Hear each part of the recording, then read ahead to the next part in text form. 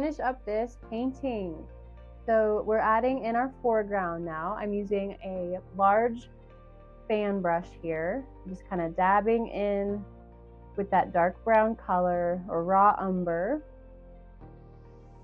And whatever shape you want this little piece of land to kind of jet out at, you can kind of just play around with that. I'm going to kind of bring it all the way to the foreground here at the front of our canvas. And then if you tilt your fan brush flat, you'll get a little more of the grassy textures down that little hill. And I am going in with just straight out of the tube brown for this, because this is the back side of this little hill where there would not be much sun, because the sun obviously is in the distance where it's just set. So this back side of this little hill is going to be very shadowed, not much highlighting at all really. So just stay in that lane. I know the urge to kind of highlight and bring things out I think that's a cool effect, but you also have to keep in mind what would actually be happening with where the sun is hitting. I'm just kind of adding some interest to the shape here. And then I'm tipping just a little bit of lighter, added some white to that same brown color right up at the top. So speaking of what is in the shadow and what is highlighted, I'm just going to be dabbing a tiny bit of highlight right on the edge of that little hill, because that's the only spot that would be getting any sun. And then I'm going to go in with my smaller fan brush and just add a little more distinctive little blades of grass, and then it'd be kind of shadow.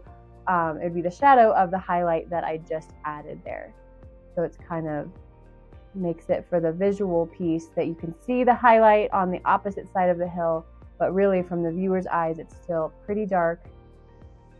So just dabbing in those little details however you would like. And they kind of just pop because they're right up against that nice coral color of our reflection.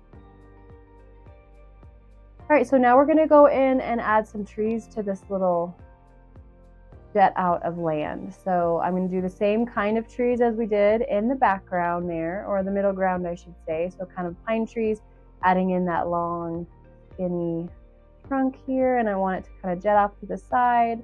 Resist the urge to do perfectly straight lines.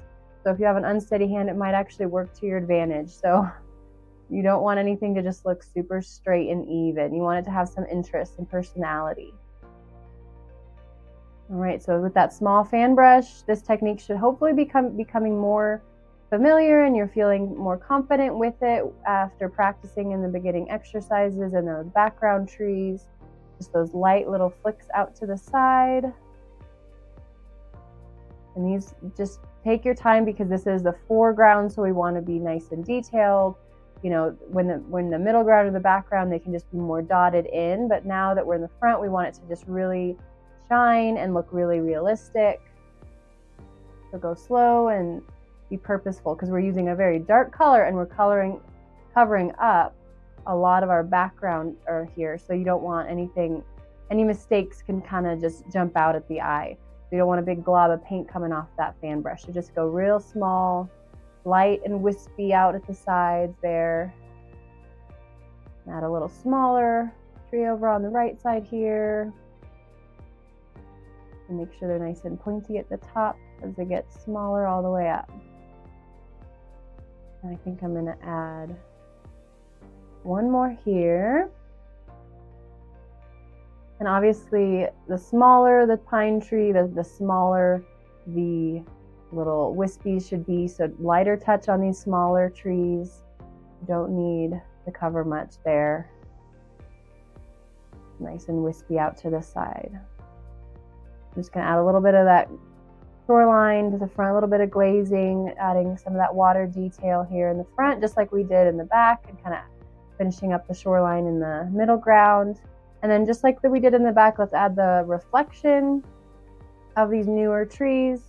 The same kind of thought process where you're flicking your branches now upward because it's just a mirrored effect. And that tree is a little bit angled, so try to replicate it as much as you can here.